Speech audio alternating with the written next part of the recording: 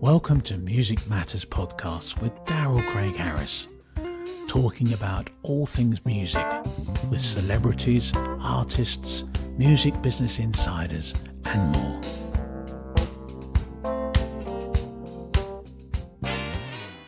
Hello from Helsinki. I have a very special guest today, and we've been friends for a little while. I love her band, her group, actually, duo. It's called Top 40 Lounge on Spotify and streaming services. And we have Riina with us joining us. Hello, everybody. So I would try to pronounce your last name, but I'm going to have you do it because I would mess it up. Yeah, you tried. It was quite good. But I do it. It's Ammesmäki. Ammesmaki. There you go. I kind of close. Kind of, sort of. Only because I've been to Finland so many times, I know to stay away from the pronunciations on the last name. It's a bit challenging.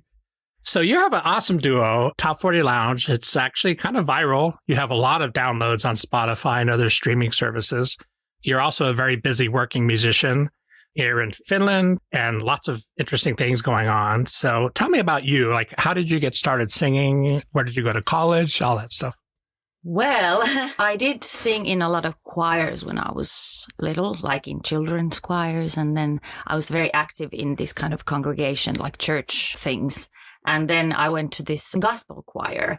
And then I started getting more and more like leads when we had some solo parts. And I guess I started to realize that this is like a thing because I used to play classical piano. So that's what my basic sort of education in music, like the theory and music theory and everything, it was from the classical side of things. But then I didn't even know that you could study pop or jazz singing. Yeah, you didn't know that was a thing. I didn't know. I mean, I'm not going to date myself, but it's a while ago. So it wasn't that common to study like pop music or non-classical music. And then I heard about this place that's called the Rock School of Kokkola and Rokkikoulu. And then I started studying there, singing like pop, jazz, singing. And that was it. Then it was like on from there. I was like hooked. I was in high school. All my spare time, I was there. And I had these great guys who I had a band with, and we just jammed together. And they are all working musicians these days. So we had like a great group of people. Like a nucleus of and guys. And we're like really, egging each other on and just trying to, play these hard jazz tunes. And we didn't know anything. And we thought we were so cool and so talented. And I guess we were, but, it was like really fun and this kind of young energy. Yeah, you got to, I guess every musician has that kind of story. You kind of get, in a way, you get fired up and you get a group of guys, you get your little gang together and you get excited about the music and learning. And it's actually interesting you mentioned the choir thing, because I know in Finland, actually, choirs are quite a big thing, right? Yeah, it is. I guess, I don't know how it is compared to other countries because I have only lived in Finland.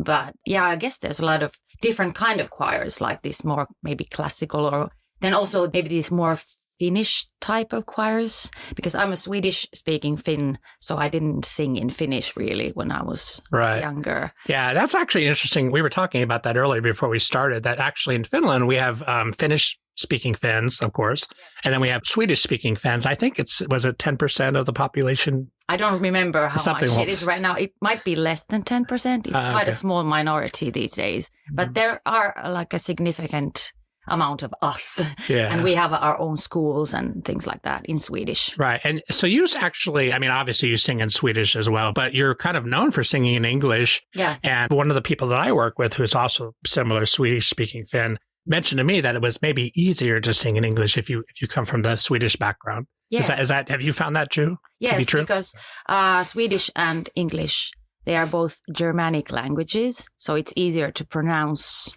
the English language. Yeah. We are Swedish speaking Finn from the start. And also my mother speaks Finnish. So I also speak Finnish very fluently. But I went to Swedish school. But I was going to come back to my story that I went to study music after I was in Kokkola in Rokkikoulu. You cannot get higher education there. It's more like it's almost like a vocational school. Like a vocational school. Yep. And then I ended up studying in Finnish, actually, because, as I said, I also speak Finnish.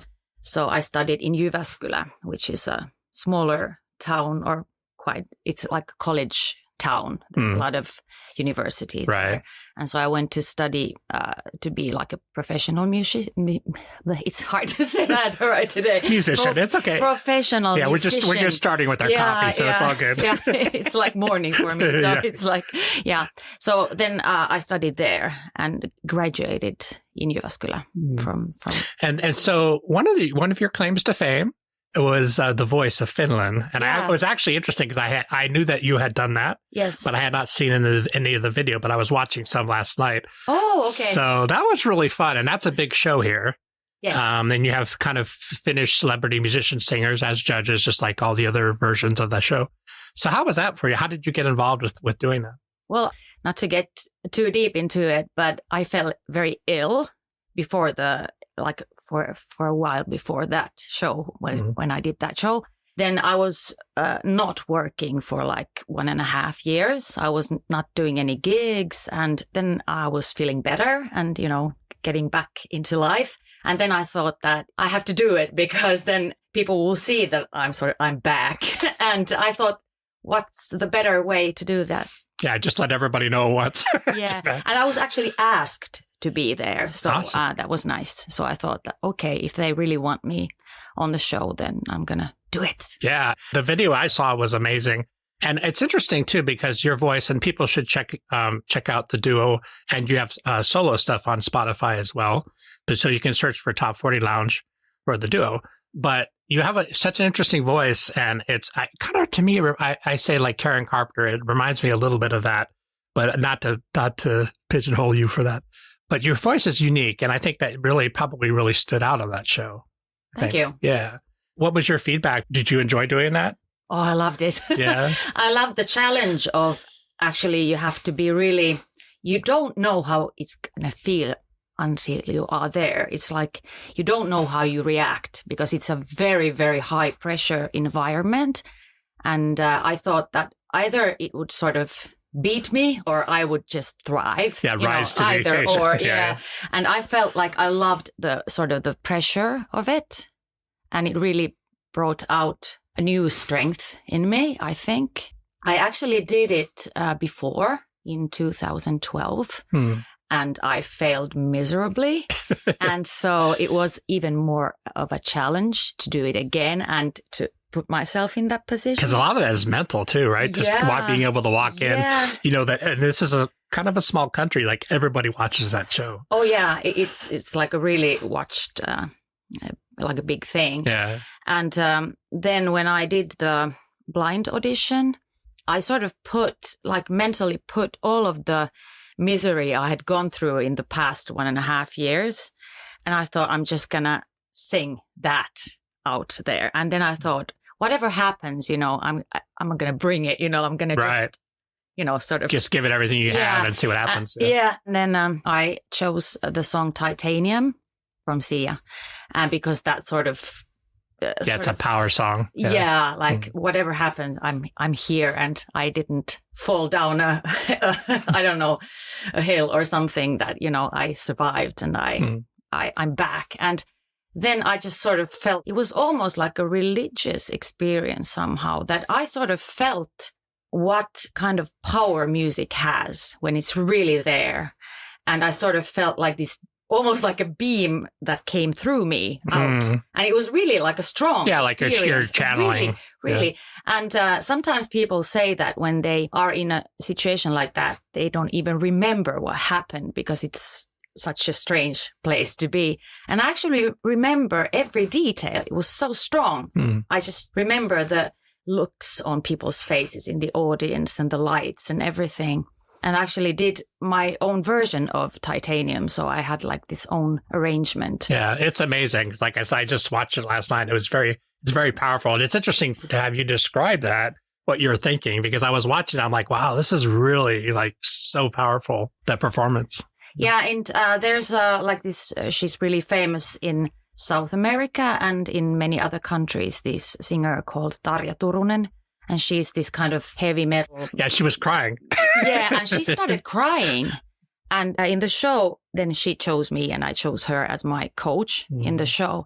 And she just said like the most beautiful thing that she said something like, this is why we sing, or this is what music is for, what just happened. And it was so powerful. And I was just like, wow, I experienced something that I didn't ever know that I would, Yeah. It was really... Well, that's the thing. Like, music has a way of healing you. Like you said, you went through some challenges, and then to come out the other side and to be able to do something like that where people can kind of participate with you is so powerful, right? Yeah. And also, like you asked about the feedback from the show, one of the most, or I got some messages like through Facebook or something, or Instagram, that Finnish men, like middle-aged Finnish men, started crying when they listened to that. And I think that's very powerful also, because middle-aged Finnish men, they don't show emotion, they don't cry. And then the most special thing was a woman, she wrote me that she has this condition where her eyes, they don't get moisturized, that she had like dry eyes, and it's very painful. And she has to use a lot of like medication for her eyes. And that's not like a good thing to take a lot of medication. Sure. And she said that she uses that video from the show as medication because she started crying every time she listened to it.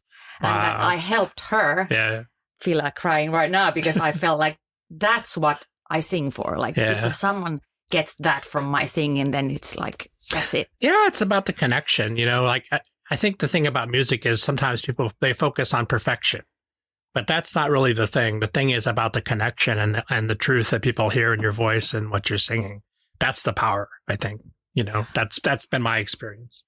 Yeah, I think that I'm not singing because I want to be adored or something. It's like I'm doing something to give something to someone. It's like, that's how I think about singing. That's how I view it. And that's how I try to, at least. Yeah. And sometimes, like you say, you're kind of channeling. The universe gives you a certain energy to really help you push it to another level. And which is always interesting. And when you connect with that, it's powerful. Like I'm a musician too, of course. So we've all felt that kind of thing, if we're lucky. So let's talk about the duo. Yes. So that's how I kind of discovered you. And we have mutual friends, how we met. Yes. I think the last time I came here was the first time that we met. So how did the duo come about? Again, it's Top 40 Lounge, but tell me that story. Yes. So the other person in the duo is Jukka Heikkinen, and we used to be married. Yes. And we thought we have two cover bands. Back then it was in 2014, I think. We wanted to do duo gigs also beside the band. And if I remember correctly, we just started thinking like we want to do something different, because there are a lot of duos that sing. If there's that you kind of do the same old songs and the same, or maybe a bit jazzy, and he's a keyboard player, and he's been doing a lot of electronic music. And we should say he's actually engineering our session now. Yes, he's here. So he's over here in the corner. But anyway, yes, he's listening. We'll pretend like he's not here. Go ahead. I'm going to try to be accurate. He can shout from the background if I'm wrong. Yeah, no problem. And so he's very much into the technical part, and he's more like a keyboard player than a pianist. Of course, he's a pianist also, but he's more. Like sounds and textures. Yeah, he's more into sounds and making music and arranging music, and he's a pro through and through. Then we started thinking that we want to do something unique, and I think it was his idea, actually, wasn't it? I don't know. He shrugs, yeah. But I think it was his idea to sort of start making our own versions of top 40 songs. That's why we record. Yeah, because you're doing cover versions, but they're very unique the way you do it. Yeah, and because we wanted to create something that would work as background music, that's the idea for cocktail parties or hotels or something like that, where you can enjoy live music, but it's not like in your face, that it's more like chill out lounge music. And then we just started doing it. We had done my own music, the record for my own music before that. And we were very used to working in the studio together. And then we just started spitting ideas. And then it just sort of started living its own life, because we had fun with the versions. And we just thought that we just do it and then see what happens. And we really have enjoyed. It's fun to do those versions and play around with. One of my favorite ones that you've done was Tina Turner, The Best. Oh, okay. But then also The Final Countdown, which by Europe. That's a great song. But then also, too, you did sort of an unplugged album, right? Yes, that happened I'm not going to use that word because it might be censored. Those times when we had to stay at home. Yes. And, yes, we know when that was. Yeah. yeah, because we didn't do any gigs and we wanted to work. And we were sort of quarantining together because we have a child together. Oh, okay. And even though we are not married anymore, we still work together. And, sure. And that's a whole other podcast episode. We can talk about that later. But so we thought that because you could get some government grants because, you know, if you're a professional musician and we weren't allowed to work, it was like prohibited. So Right. they had to sort of compensate. And we got some government grants. So we had some funds and a lot of time to be in the studio. So that's when we thought that we would make a more acoustic, like just piano and singing. Because I didn't even explain, we have backing tracks that we use. And then he plays the piano live and I sing live. And then I have vocal processor that I use. Right. So yeah, when you're doing the live gigs. Yes. So, yeah. And, but then we made these acoustic versions also, but they are also like more chill out versions. So we can take like a pop song or a rock or heavy metal song or something and twist it into a ballad or something like that, or a chill out version. So that's what we also did with the acoustic. I mean, I know on your Spotify, some of them have hundreds of thousands of downloads, and like it's been really kind of a groundswell of people really finding you guys and finding your music. And when you were really kind of, I shouldn't say just growing up, but who are some of your favorite vocal influences? The people that you really love and also people that you love to cover singing wise? Yeah, well, my absolute big time favorite is Whitney Houston. Mm-hmm. And I think that she has really influenced how I sing when I sing more maybe strong. But also I think that it seeps into when I sing more softly, because I think that even when you sing softly, you need to use your whole body and just try to emote. Yeah, keep the intensity, yes. Even though it's soft, right? And so she's like the main, because the way it sounds effortless when she sings. And that's the kind of singers that I really admire. And you said Karen Carpenter. Yeah. So that is one of my influences. Yeah, so you're quite correct. Yeah, she's one of the singers that I think really almost everybody, even from like heavy metal guys, really everybody loves her. I've never heard somebody that didn't like what she does. But that style we were talking about too, that style is deceptive because it sounds easy. But actually the way you sing, that style that you sing is actually takes a lot of control, takes a lot of pitch and everything else versus just doing riffs, right? Yeah. It's challenging for sure, but I love challenges. Yeah. So awesome. So what's something that people outside of Finland, what would be one of the main things you would want to say about the music scene here? Like what's one of the big things that you're really proud of and that inspire you about the scene in Finland and Scandinavia? Well, we are not like a big country and we don't have a lot of people. We are one of the most scarcely populated. Yeah, I think it's under 6 million, right? For Finland. I don't remember exactly. Something like that. Yeah. We'll just go with that number. I don't keep up. Yeah, there you go. Yeah. But because we are not many, but we have amazingly skilled musicians. Like in comparison to if you think about how many we have quite a lot of very, very, very skilled and amazing musicians.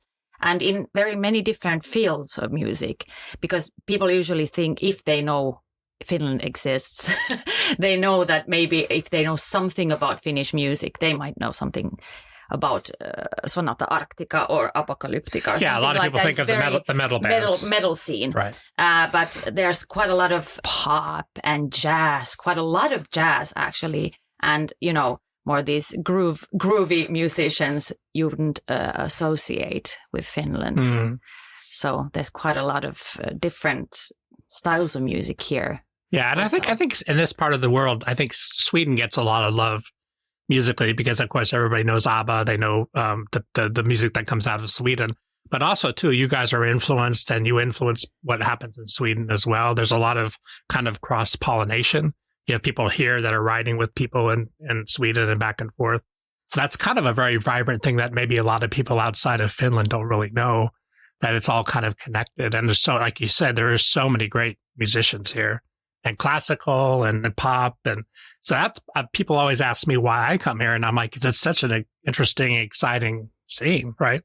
Yeah. And I think I told you before when we were talking just outside the microphones that, of course, there are like these islands of musicians that know each other. And then it's because we're such a small country, the way people work together is quite intense because there are like these cliques or groups of people that work with each other, and it's kind of fun. Yeah, you kind of get the feeling that everybody knows everybody here. Yeah, we do. I mean, you have to. Yeah, because you kind of, well, I mean, it's the same everywhere though, like in LA or I live in Las Vegas, you kind of run in the same kind of groups of people and everybody, it's like you said, it is a small country. So when you go on a show like The Voice, literally everybody in the country knows about it, right? Yeah. That's about it. Yeah. That's awesome. How can people find you online, like your social media and all that stuff? Yeah, so if you search anything with Top 40 Lounge, and 40 is just 40, so it's in numbers. And we have a website, top40lounge.com. I'm going to be very specific, top40lounge.com. And also on Spotify and these different platforms, you can find it. The Top 40 Lounge, and then you also have your own, because I know your own single album is it does a little different name, right? Yeah, it's my name in that album, or my artist name in that one is Riina Darlin.